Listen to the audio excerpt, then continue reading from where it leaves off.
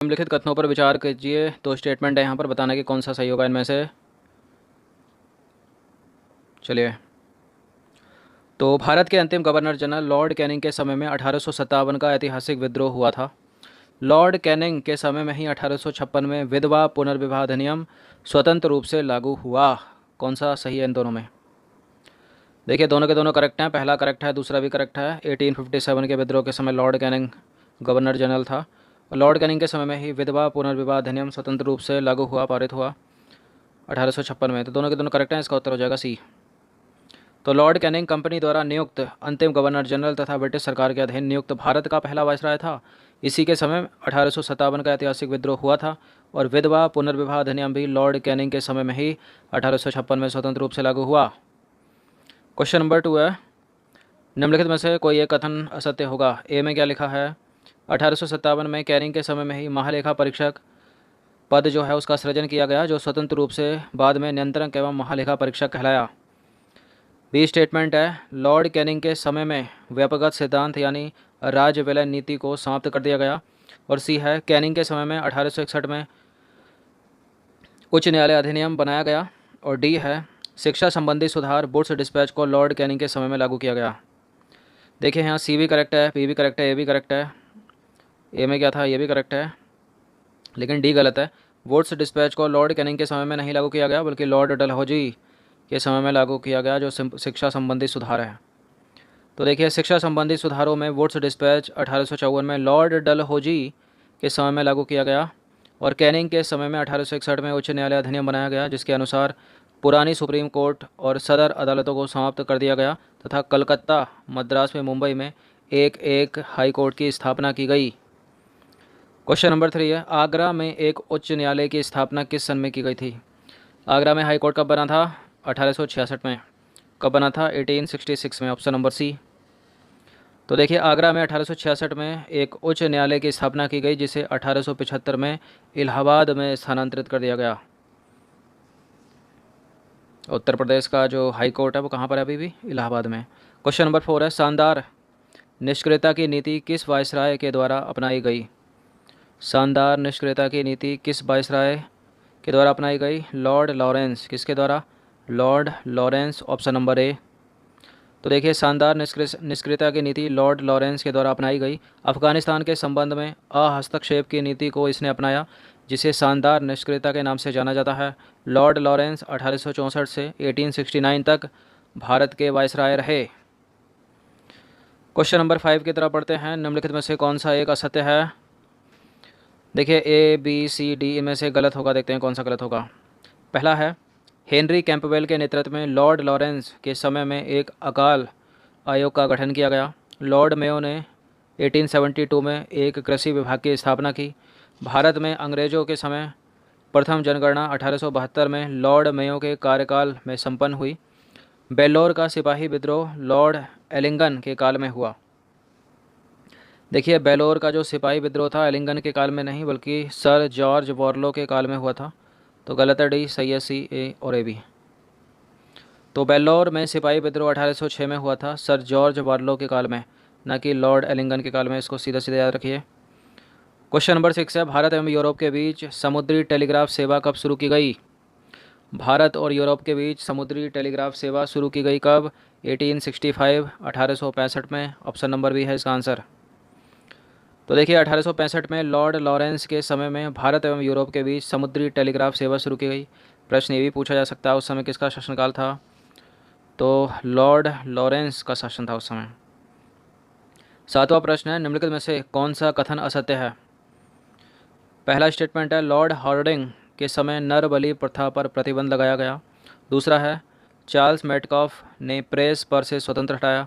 सी है, Lord Auckland के समय में भारतीय विद्यार्थियों को डॉक्टरों की शिक्षा हेतु विदेश जाने की अनुमति ब्रिटिश संसद ने प्रदान की।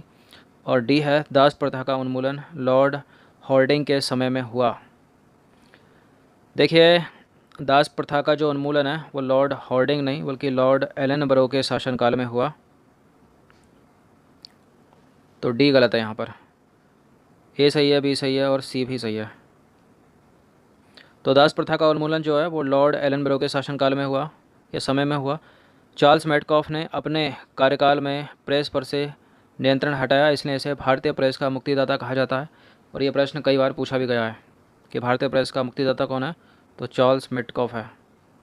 क्वेश्चन नंबर 8 है, टेनेंसी एक्ट या काश्तकारी अधिनियम किसके समय में पारित हुआ?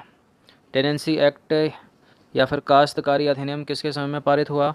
Lord Ellenborough, lord Hasting, lord Wellesley या फिर लॉर्ड विलियम वेंटिक? तो देखिए ये लॉर्ड हेस्टिंग के शासनकाल में पारित हुआ। इसका आंसर हो जाएगा ऑप्शन नंबर बी। तो टेनेंसी या काश्तकारी अधिनियम 1822 में लॉर्ड हेस्टिंग के शासनकाल में या कार्यकाल में लागू किया गया। हेस्टिंग के समय में पिंडारियों का दमन किया गया, याद रखिएगा। मार्च 1816 में अंग्रेजों एवं गोरखाओं के बीच संगोली की संधि भी लॉर्ड हेस्टिंग के समय में संपन्न हुई।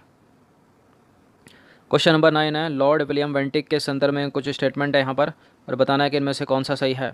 देखिए लॉर्ड विलियम वेंटिक ने 1829 में राजा राम मोहन राय के सहयोग से सती प्रथा को समाप्त कर दिया।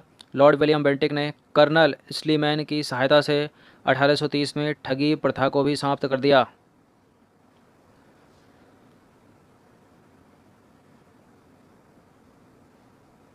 देखिए करेक्ट है दोनों के दोनों स्टेटमेंट, इसका आंसर हो जाएगा ऑप्शन नंबर सी। तो लॉर्ड विलियम वेंटिक का कार्यकाल 1828 से कब तक है? 1835 तक। और लॉर्ड विलियम वेंटिक ने 1829 में धारा 17 के द्वारा विधवाओं के सती होने को अवैध घोषित कर दिया। वेंटिक ने कर्नल स्लीमैन की सहायता से 1830 में ठगी प्रथा को भी समाप्त कर दिया। और 1835 में वेंटिक ने कोलकाता में कलकत्ता मेडिकल कॉलेज की स्थापना की और इसके समय में मैकाले की अनुशंसा पर अंग्रेजी को शिक्षा का माध्यम बनाया गया। याद रखिएगा इसको। 10वां प्रश्न है, इनमें से किसने सहायक संधि स्वीकार ही नहीं की थी? अवध ने, बूंदी ने, तंजौर ने या फिर इंदौर के होलकर ने?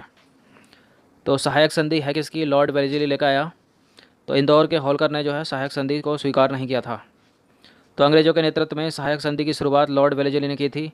भारत में सहायक संधि का प्रयोग वेलेस्ली से पहले भी फ्रांसीसी गवर्नर डुप्ले ने कर दिया था और लॉर्ड वेलेस्ली स्वयं को बंगाल का शेर कहता था और इंदौर के होलकर उन्हें सहायक संधि स्वीकार नहीं की।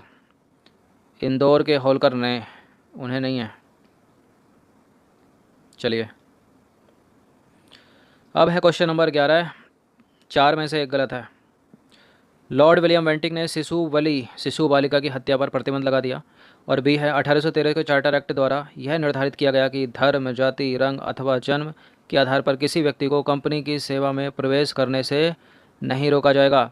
लॉर्ड कॉर्नवालिस ने कंपनी के कर्मचारियों की व्यक्तिगत व्यापार पर प्रतिबंध लगा दिया। और लॉर्ड वेलेस्ली के समय में जिले के समस्त अधिकार कलेक्टर के हाथों में दे दिए गए। देखिए यहाँ पहला तो करेक्ट है, दूसरा भी करेक्ट है, सी भी करेक्ट है। गलत है डी, क्योंकि जिले के समस्त अधिकार या सारे अधिकार कलेक्टर के हाथों में तो दे दिए गए थे, लेकिन लॉर्ड वेलेस्ली के समय में नहीं, बल्कि लॉर्ड कॉर्नवालिस के समय में। तो कॉर्नवालिस को भारतीय पुलिस सेवा और सिविल सेवा का पिता कहा जाता है, याद रखिएगा। लॉर्ड कॉर्नवालिस के समय में जिले के समस्त अधिकार कलेक्टर के हाथों में दे दिए गए थे। किसके? लॉर्ड कॉर्नवालिस के हाथों में। तो लॉर्ड कॉर्नवालिस देखिए जमींदारी व्यवस्था का भी पिता है, भारत में सिविल सेवा का पिता है, पुलिस सेवा का पिता है। अब है क्वेश्चन नंबर 12, प्रथम आंग्ल अफगान युद्ध किसके समय में हुआ? प्रथम आंग्ल अफगान युद्ध किसके समय में हुआ? Lord Auckland, Lord एलनब्रो, Charles Metcalfe या फिर लॉर्ड हार्डिंग? प्रथम आंग्ल अफगान युद्ध हुआ था किसके शासनकाल में? लॉर्ड ऑकलैंड के समय में। तो देखिए प्रथम आंग्ल अफगान युद्ध 1839 से 1842 तक लॉर्ड ऑकलैंड के समय में शुरू हुआ तथा ये युद्ध जो है वो लॉर्ड एलनब्रो के समय में समाप्त हुआ। तो शुरू हुआ है किसके समय में? लॉर्ड ऑकलैंड के समय में, और समाप्त हुआ है लॉर्ड एलनब्रो के समय में 1839 से 1842, यानी देखा जाए तो 3 साल।